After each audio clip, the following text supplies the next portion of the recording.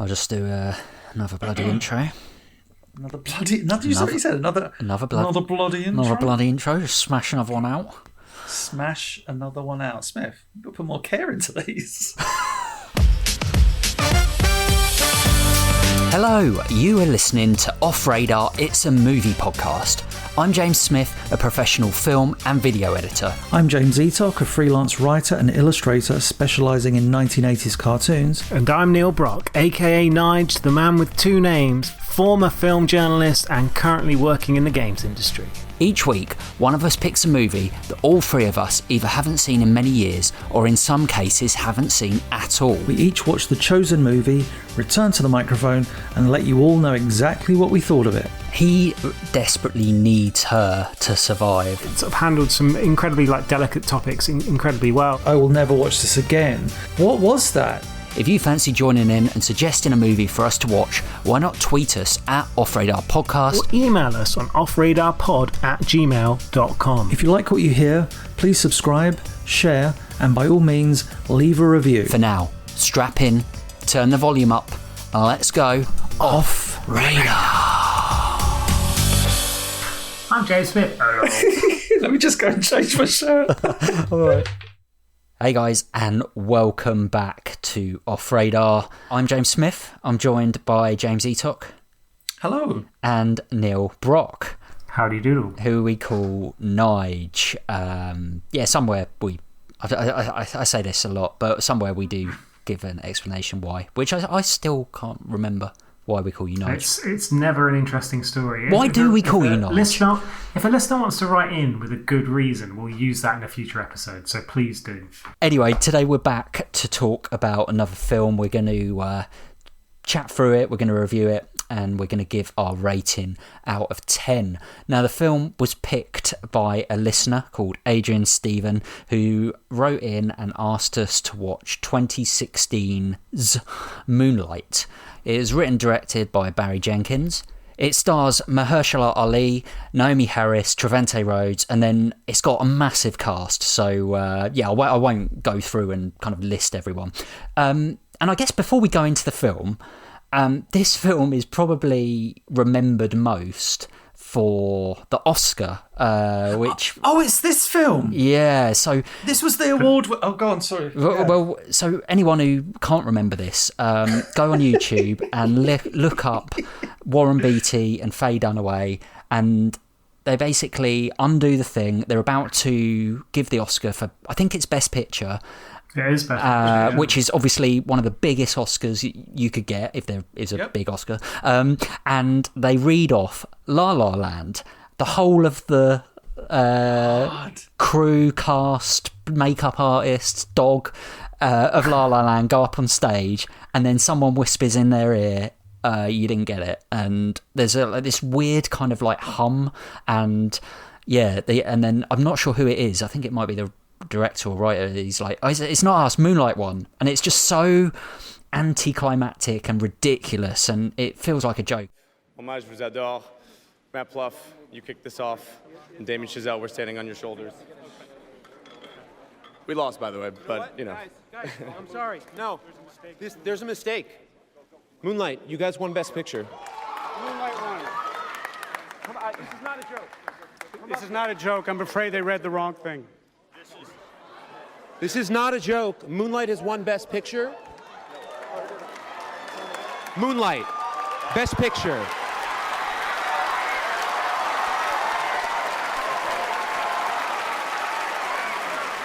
I think you guys should keep it anyway.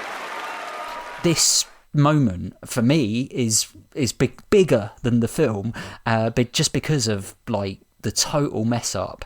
And I think, to be fair to Warren Beatty, who did it, he read a card of a nominee, and he got given the wrong card. He got given the wrong envelope. So I don't think it was really his fault, but he got a lot of stick, particularly because he was the one that read it out. But anyway, look it up on YouTube, because it's... Yeah, I didn't realise, obviously we reviewed this film. I guess I'd forgotten that this was the film that, was, where they called up La La Land instead of, I when you said that, I was like, oh my God, this was this moment. Yeah, like I just did whilst you were talking. I did a search on YouTube. You type in Moonlight. Literally, the first matching search is Moonlight Oscar mistake. Yeah, so it's almost intertwined, isn't it? Which with La La is Land forevermore. Both sad and good. It's sad in the sense that it will forever be associated with that. But at the same time, when people talk about the Oscars, they'll be like, "Oh, do you remember that time, that film?" And so the film will always be mentioned in that thing. Yeah. So it will always be highlighted in some way. Yeah, it'll always be remembered for winning the Oscar, but not necessarily for the right reason, unfortunately. And, considering it, as we'll probably get into, it's such an important film to win that Oscar as well.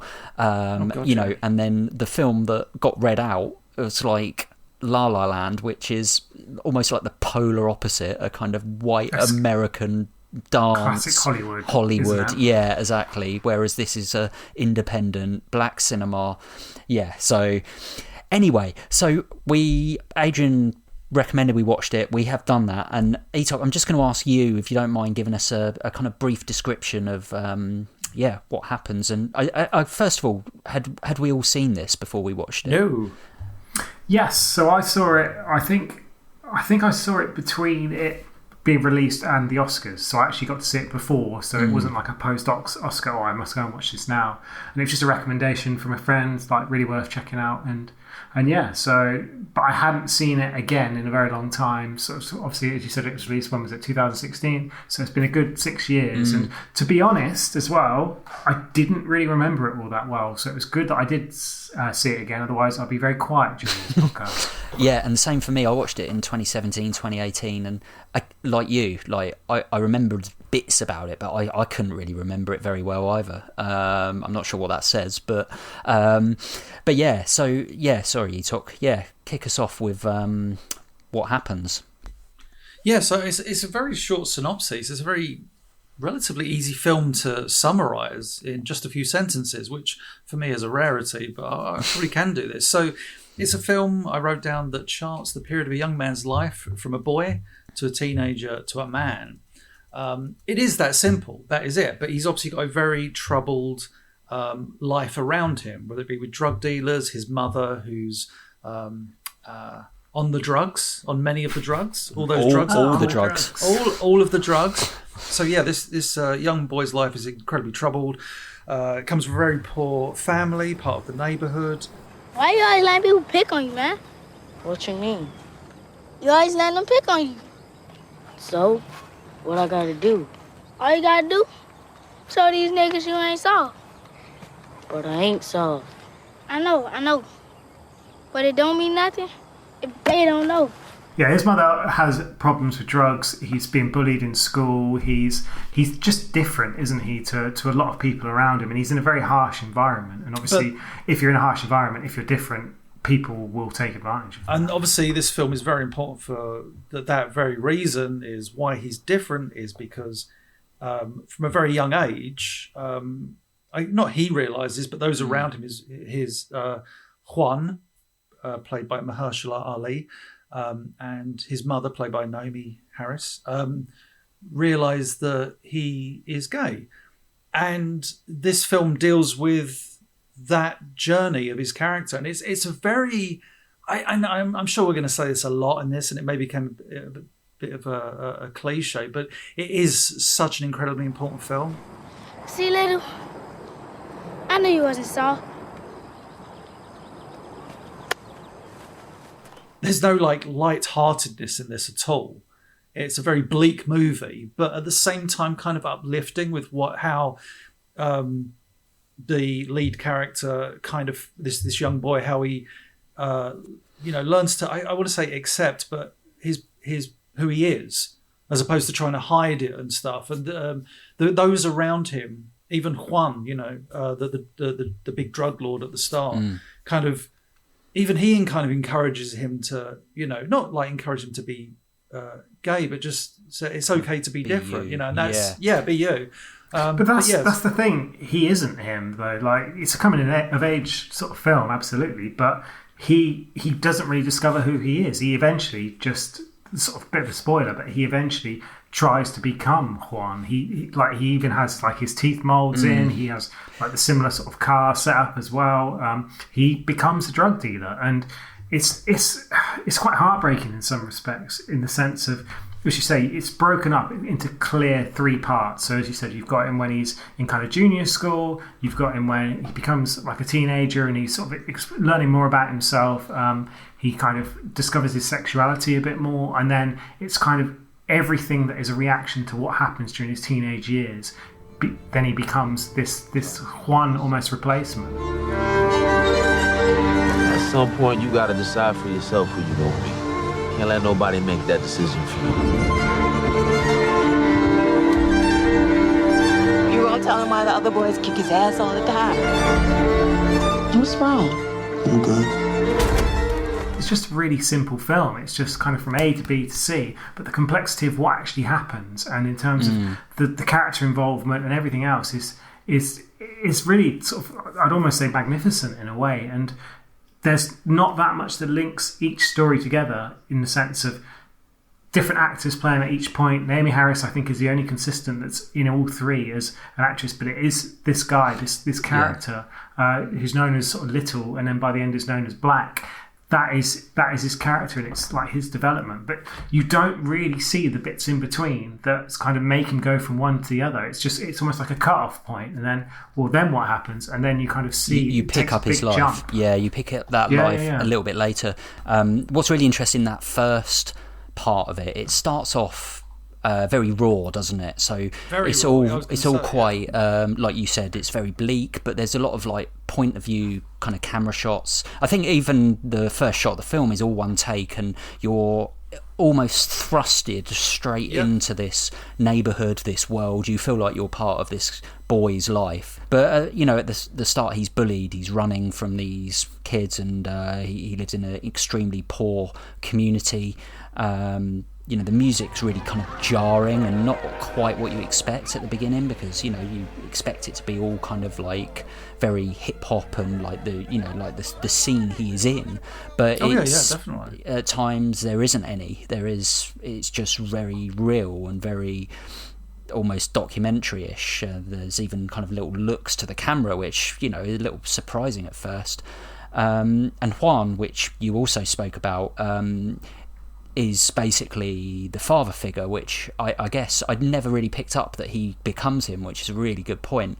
But that's probably why that because he never has that. And at the start of the film, Juan is like almost only him and his friend Kevin are the only 2 people that kind of get him, that understand him in this very alien world. Well, Juan is like, the best way to describe him is he's the drug dealer, but with the heart of gold. You know what I mean? So he sells drugs, which obviously are a bad thing, and he's clearly like one of the top on the food chain. But at the same time, he's one of those characters that is in some ways wanting to help his community. So it's a really kind of strange kind of contrast. It's very weird. It's very clever, because at times you question the relationship. You're like, what's he doing? Is he grooming him? But actually, you're right. He's just a really nice guy that sees this kid who's got a broken home and is getting bullied and is clearly gay, even though he doesn't know he's gay. And I think that's obviously the point. One of the most, I think, poignant moments in that opening, and it is like the scene that ends that first act, as it works. Obviously, it's a 3-act movie, but the conversation around the table with the kid is so beautiful, where Mahershala Ali is like sitting there and they're having this like very heart-to-heart thing, and I think the kid says like, "Are you a drug dealer or something? Or do you sell drugs to my mum?" Something like that. And he says yes, and the kid leaves, and he just starts crying. Do you sell drugs? Yeah. And that's the last we see of Juan in the film. And it's just a really interesting. I mean, it's a beautifully acted moment, and like Smith said, that opening, or the I guess each act is like directed very differently. Like Act 1 feels very kind of, like Smith said, very much you're in it. You feel a part of this community. They're kind of bringing you into it, and you feel like the rawness and, oh my God, that you feel the plight and the bleakness, as I said. The high school one feels very much like a high school drama, the way it's shot, because obviously and primarily it takes place at high school, but you just feel like this is not, I don't mean to belittle, but like almost like it's shot like an episode of a TV show that's a high school TV show or something. And then the latter part of the movie, the third act, which is obviously him as an adult, and like Nige said, it's kind of heartbreaking that he's become almost like a Juan wannabe. It's all very dark and dimly lit, and yet there's moments of hope when he meets I think it's Kevin is the guy. He's Kevin once again. But yeah, I think that the 3-act structure works very much in its favour. And like you say, those missing chunks, whilst initially, I remember when I watched it, I was like, oh, we've jumped ahead. But it works because you're able to fill in the gaps and see, especially from kid to teenager, you're like, oh, right, he's still very much awkward. He hasn't come to terms with who he is himself. And then I found the act between 2 and 3, like that's a much bigger jump because now we're like, oh, he's got this swagger and this confidence, and he's a drug dealer. And it's like, wow, I didn't see that coming. But then you look at the way Act 2 ends with what I think is an incredible scene. We'll get into that when we get there. And then you think, oh yeah, he went into, what do they call it in America, like UV detention, juvenile detention, which led him, he probably wasn't supported by the system, and he was probably put into care home after care home, and then came out and just thought like, oh well, what's the easiest way to make money? And he actually says, like, when he's in juvie, he meets someone who basically becomes like his sort of guy when he gets out on the street. Right. puts him on the street corners, and it kind of takes off from there. But it's really interesting, you guys talking about sort of in the first act the bleakness. It is bleak, but there's so much colour. Yeah, it's so vibrant. That's partly because it's Miami, Florida. And Etok just said the last bit, where it's quite dark, quite dimly lit, shot in that style, is actually when the rays of hope actually come through. So it's almost in complete contrast. And like even the teenage sort of phase, what you discussed, where it's almost like a high school kind of drama, the way it's shot and everything, it's kind of more in that middle ground because he's kind of trying to discover who he is and it's trying to break through, but then it kind of disappears, as you said, because of everything that happens in the situation he finds himself after the second act. But in terms of actually how the film was put together, the director, he got 2 like college friends, and like this was a cheap film to make. I think this is the cheapest. Like it cost $1.5 million, which wow. if you adjust it for kind of like inflation and everything, means it's like the cheapest film ever to win an Oscar. Certainly since Rocky, which was 1.1, but obviously that was in 1977. But he got a couple of old college friends to edit the film for him, and they did acts 1 and 2, and he actually edited the third act himself, the director. So that kind of maybe indicates why that's sort of so different compared to the previous 2, and there's sort of slight differences to all of them. But yeah, it's just, again, like that colour is so bright in the first one, and you kind of think, it's colour, it's bright, but as you said, it's bleak. There's the underlying it's almost like bleakness those two things don't compute, but it's just really well done. I'm your mama. That bitch over there ain't no Kenya. I'm your blood, remember? I ain't feeling good. I need something to help me out. Where am I supposed to get money from? What? Teresa ain't give you nothing, huh? You little play mama ain't put something in your hand. Give me that damn money, Chiron. Give me the damn money. Give me the damn money. I don't have no money. So we shift into the teenage years, and I think it's worth, the biggest moment of probably the whole film happens in this, which is when on the beach with his friend Kevin, and they basically kiss and share a moment, shall we say. Oh, Chiron cursing now, huh? You trying to get smart with me? Whatever, man. Nah, you trying to get smart with me, huh, Chiron? Yeah, you trying to get smart with me, huh? Well, Kevin's a player, isn't he? Kevin is very sexually active, and he boasts about it. And I did not see it coming. Going on with yes, Smith. Choice of words, there, Smith. God. Oh dear me.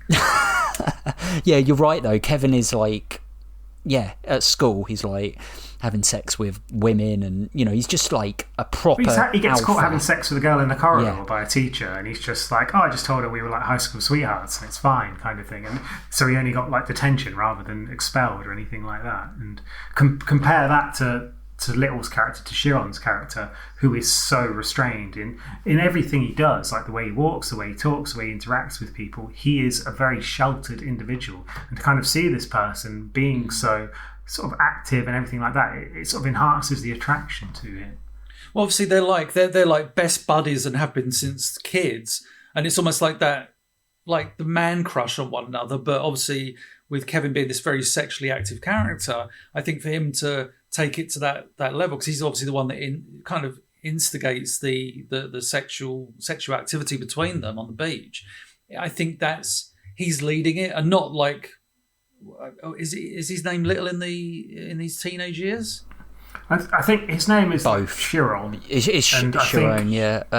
If people call him Little and takes Black. offence. Don't call me that. I think there's a bit where the bully calls him that in the classroom. He's like, don't call me that. But yeah, I think like he's more than happy to take that journey, because obviously he is gay, and it's just his friend kind of coming out, well, not coming out to him, but his friend kind of encouraging him to come out of that, if you know what I mean. Yeah, definitely. Like, literally, it's a cliched phrase, but come out the closet is on that beach. That's what he's encouraging to do. It's like, come out the closet. I'll navigate you or help you on your way, kind of thing. Not that it does, as you see by Act 3. There's a line on the beach which, after that happens, Sharon says, "I'm sorry," and Kevin says, "What you got to be sorry for?" And it's like, it's almost. I wrote that down. I thought that was genius, because it's like, it's his friendship. Basically, his friend basically giving him license to be who he really is, even if he's.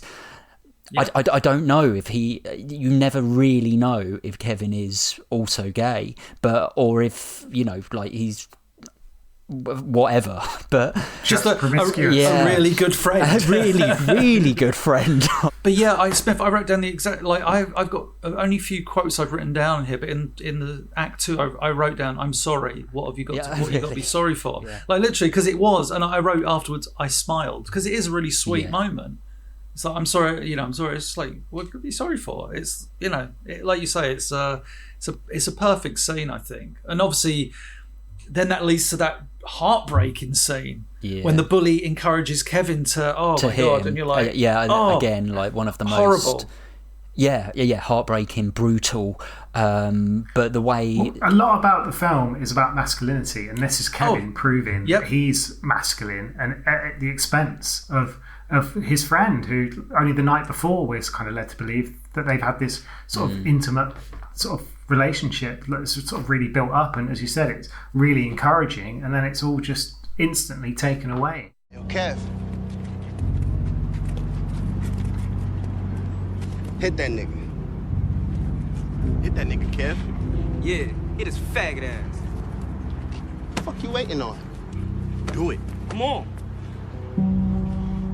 Let's go.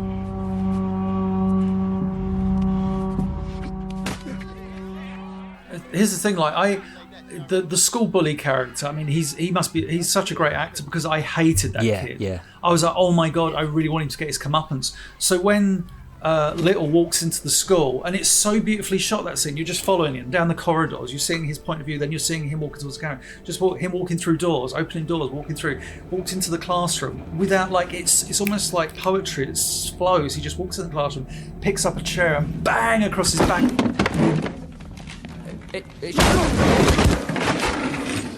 And I was like, I shouldn't, but I was like, yes, because you finally saw that bully get what he fucking deserved. But unfortunately, that's not the way life works sometimes. And obviously, he got like heavily penalised for it. I'm guessing that was the thing, because he got the crap beaten out of him, like Sharon the day before, and he didn't sort of give anyone's names. You see him walking, they're like, you've got to tell the police, and then as soon as it's the other way around, you see him with the police. And partly that's probably because the teacher was in the class as well and everything like that. But he pays the price for his reaction, for finally kind of breaking free from those like chains of restraint of all this years of being bullied for being different. And he finally, the ultimate show of masculinity, which then kind of leads into the character he becomes in Act 3 as well, where he becomes this more or less like beefcake guy, drug dealer, like doesn't take any crap from anyone. Has finally kind of built up, after years of juvie, this kind of barrier between him and everyone else, and not just in terms of protecting himself physically, but also protecting himself emotionally by not really opening himself up to anyone post what he did with Kevin. And he felt obviously so let down by what happened there that he felt like that was the best way to survive. Yeah, absolutely. And in that third act as well, you see his mum, who basically in Act 2, she pretty much goes way off the rails, and you kind of know that their relationship is over.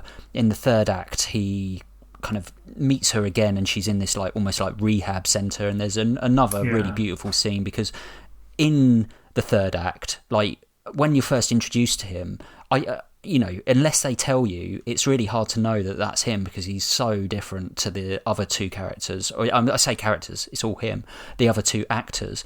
But then when you see him let his guard down again, where he gently wipes his mum's tear away, it's another very, very poignant and beautiful moment, and really well written. A lot of this film does, and not a lot of it through dialogue, a lot of it through moments in the film. I'm sorry, babe. Well, she finally apologizes as well to him, like after all that time, all the heartache and and kind of the stuff she does in Act 1 and even Act 2, where she's like taking money from him and stuff like that. It's brutal. And then for her to be in this, almost like her final, I think it is her final appearance in the movie, and she apologizes to him, and it's like, oh God, you should have done this so much sooner in your life. But I understand her life was obviously plagued by all the drugs. Well, Naomie Harris plays Paula, the mother, and she was actually based on both the writer's and the director's own mother. So obviously she had sort of drug addiction. And Naomie Harris is like almost teetotal and didn't want to take this kind of role, because she's always said she always wants to represent sort of not the negative side, the cliched side of kind of black cinema. Yeah, positive black. Being drug. Yeah. Exactly. Yeah. And she only filmed it for 3 days. She did all of that in 3 days, and she's incredible. Bloody hell.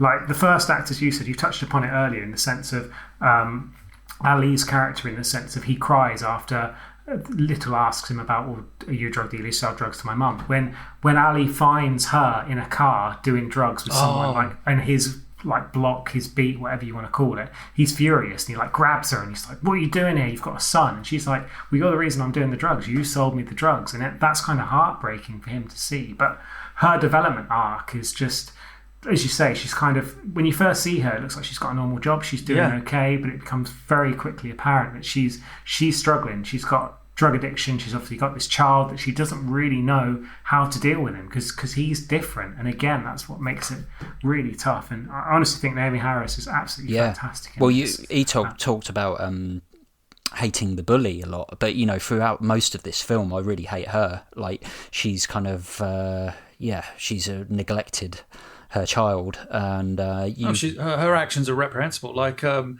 she's worse. Like Act 1, like Nige said, you see those moments, and she's doing drugs and stuff. Act 3, she's the apologetic. Like, I've made so many mistakes. Act 2 is her at worst, because that's where she's, and it makes sense. Like, it parallels with his life in his teenage years. He's going through all this craziness, trying to figure out who he is, etc. And then, parallel to that is his mother going through this ridiculous, drug-addled phase of her life, where she's just a monster of a person. Well, yeah, prostitution, drugs, everything, of course, the whole 9 yards. The whole 9 yards. But we sort of talked about kind of the bleakness and the area and where it was shot, and it was shot obviously so cheap. Like, none of this was made up. This wasn't on the back of a Hollywood set. They went to these real places that obviously are deprived places, and there was some concerns about it being shot. Obviously, the neighbourhood, everyone looking out, there's people with cameras, all that kind of stuff. Naomie Harris coming all the way over from England into a place where it was potentially quite dangerous. But as soon as all the locals found out that Richard Jenkins was Barry Jenkins was from the neighbourhood, Big Bazza was from the neighbourhood, they were like unbelievably welcoming, and Naomie Harris said she's never felt so safe on a set, and obviously in this neighbourhood that potentially, well, as I said, quite dangerous. And the film as well, we keep talking about the bleakness and the fact there's drug dealers and all this stuff. Like, no one fires a gun in this film. It's not your classic boys in the hood style film where there's all these drug dealers running after each other. Like, the only real signs of violence we see are the bullying and the fact that unfortunately sort of his father figure doesn't make it from Act 1 to Act 2. Like, come Act 2, he's dead. A good point to make about him is he's only in the film for 20 minutes and he won Best Supporting Actor for the role, which it kind of shows the impact he has. There's like that beautiful scene where he's teaching Little how to swim, because obviously he'd never swum before, and the actor who was playing the role also didn't know how to swim, so he was actually teaching the actor how to swim, which made it very authentic. But there's a lot of sort of visualization of water almost being a safe space. So I know there's a scene where he sort of takes a bath as well, when he's kind of like hiding from his mum and stuff like that, and obviously on the beach as well, with the water kind of lashing up. And it's really interesting how they kind of use that to display it. Like the emotional connections he has are always by that kind of water. There's a beautiful moment in the third act where he goes back. Basically, he gets a call from Kevin out of the blue, and you're like, oh wow, and they kind of reconnect, and he says, yeah, I'm working as a chef, you should come and come around sometime and I'll cook for you. Almost like a bit of a throwaway comment, but anyway. What I was going to say just quickly, what I love about that phone call is when you watch that, you see Black, because he's the adult now, as he's known as Black, you see him instantly become like a awkward teenage boy again, because up until that point you see him in this new, like his adult life, and he's like a drug dealer, he's all buff, he's driving his car, he's like yeah, and then when he gets the phone call, he just instantly reverts into almost, it's beautifully acted, he reverts into that awkward teenager. Yeah, it's so good. And then he decides to visit Kevin, and it's once they've kind of chatted and stuff like that, and you realise that Kevin's now kind of moved on. But there's a moment after that where they go back to his house, and it's right by the beach, and he looks over and sees the beach.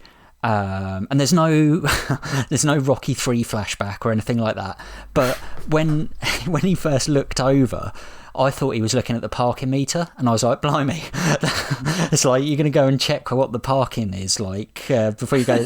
But but it's a really beautiful moment. And, like a lot of this film hinges on extremely good acting and writing. Oh, yeah, I mean, just going back to Act 3 quickly, like another line I wrote down was, and it's an obvious one really, but when Black says to Kevin, he says, you're the only man that's ever touched me, and it's like, bloody hell. And literally, like he said, that his only I wrote that sexual down experience, his only sexual experience, assuming that he hasn't been with women in between, is, because he says, you're the only man that's ever touched me, but I took that as, that's the only sexual experience I've ever had, which would be all that time ago. I didn't take it that he's been, this, big time muscle bound drug dealer, like having sex with women. I didn't get that impression at all. I felt that that he was still that awkward teenager, and that kind of leads into, I guess, where you were going, Smith. That what I think this film does so amazing, like so amazing, is how good all three actors are. The little kid,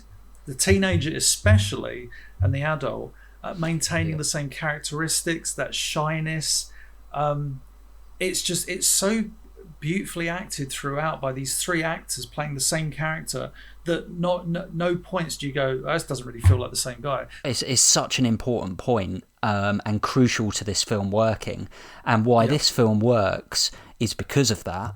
But I don't know if you guys have seen Boyhood. No. So link me. So this is a film which, in some ways, it's similar because it charts the life of a boy growing up. But what they did with this is they filmed the same actor from a young age growing up, and it doesn't work because, in my opinion, because the actor gets worse, and it's like they're just trying to be too clever. Whereas, really, well, I think personally, yeah. So we won't be reviewing that one on the podcast because Smith just revealed his review. But I think it's quite a good comparison though, because when you look at this film, like. Yeah, it works for exactly that reason you say. No, you gonna listen. To who, Ma? Huh? To you? Who is you, man? It tackles something that we rarely ever see on screen. Not just masculinity, but black masculinity is a very...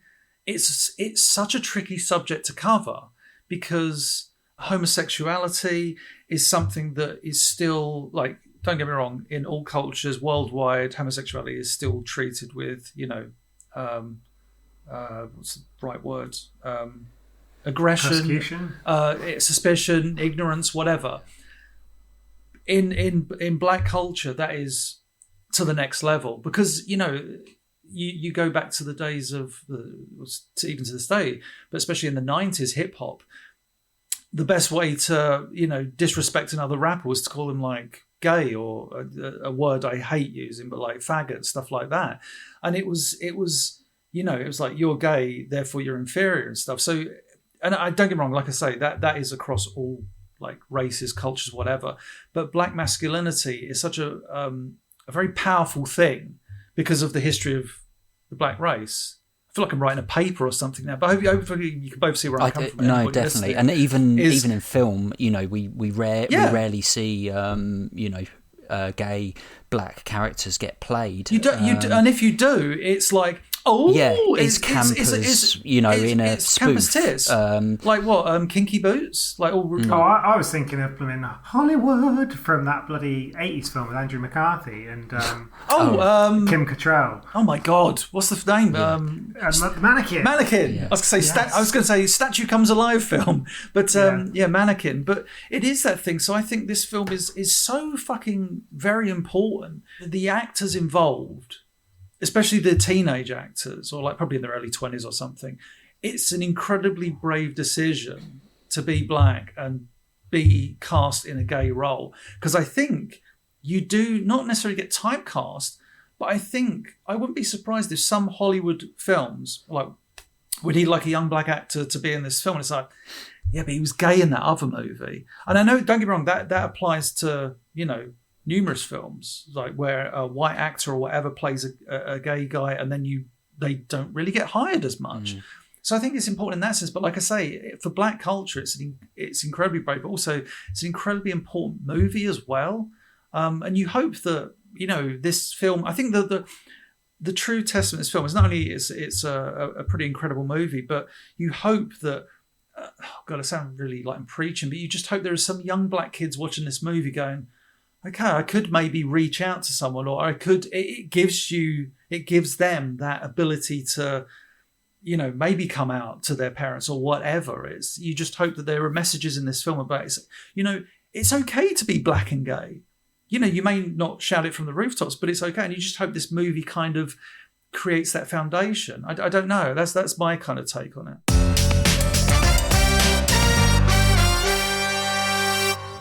Let's move on to what we thought on the ratings. Shall I start with Adrian Stevens' thoughts as he wrote in?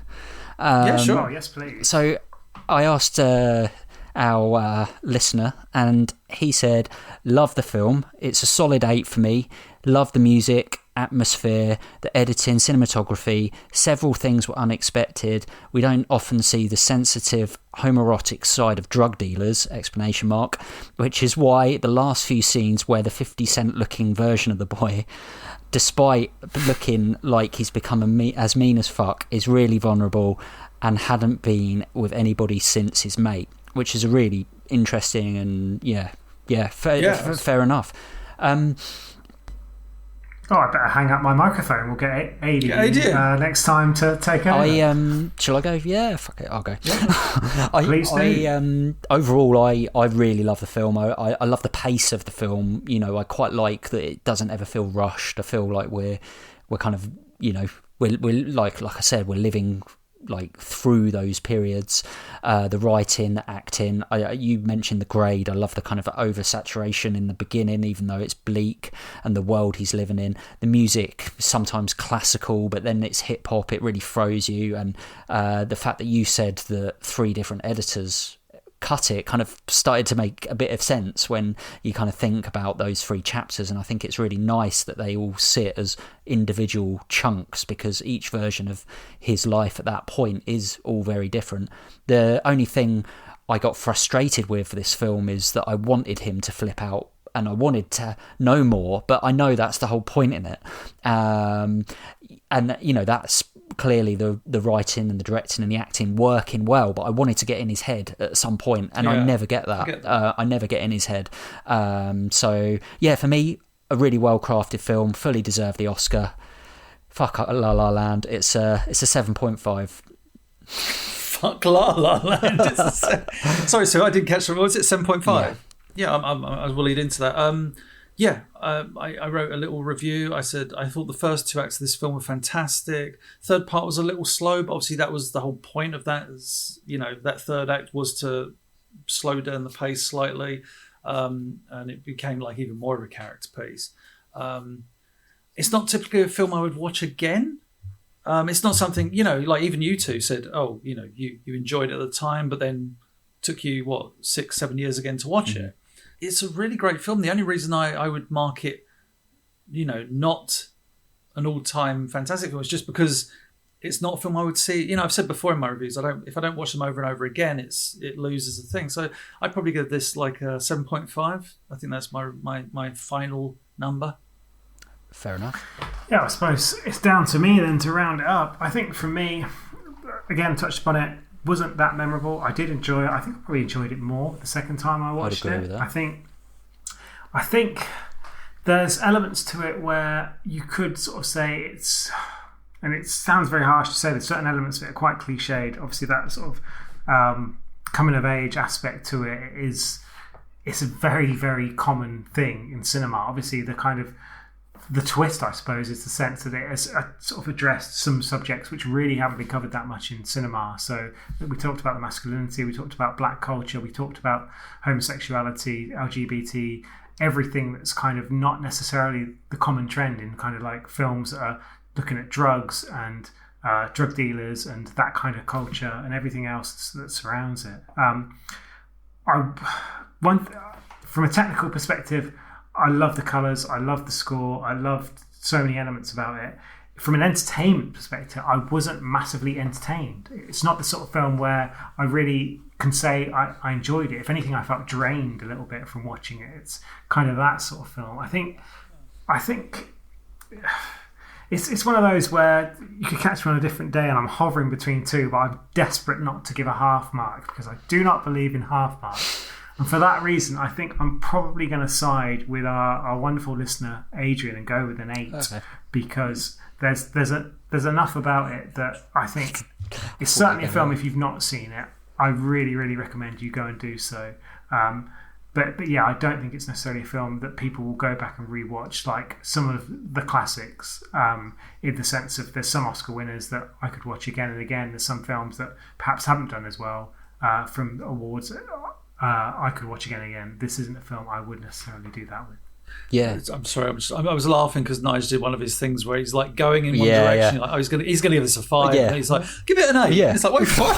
I was so torn. I really kind of wanted to give it a 7, but I just thought I spoke so positively about it. I ain't seen you in like a decade. It's not what I expected. What did you expect?